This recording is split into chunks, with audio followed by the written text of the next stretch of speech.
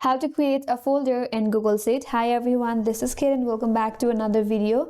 And in today's video we will learn how we can create folder in Google Sheet. So without further delay, let's get started with this video.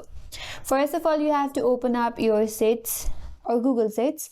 Now in order to create folder, navigate to this icon at the top left corner that says move. If you cannot find it there, click on this file option right here, and here you'll have an option to move, so you have to click on it, but you can simply click it from here.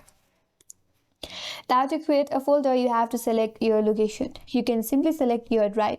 So click on my drive from here.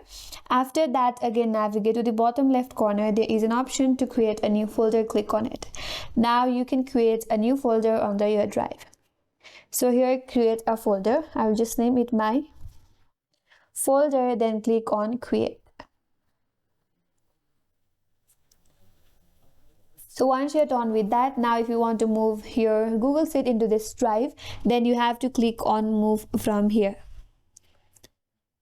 Then this spreadsheet or this sheet will be moved to the folder that you have created recently into the drive. If you go back to your drive and check that specific folder, you will find your Google Sheet in that folder.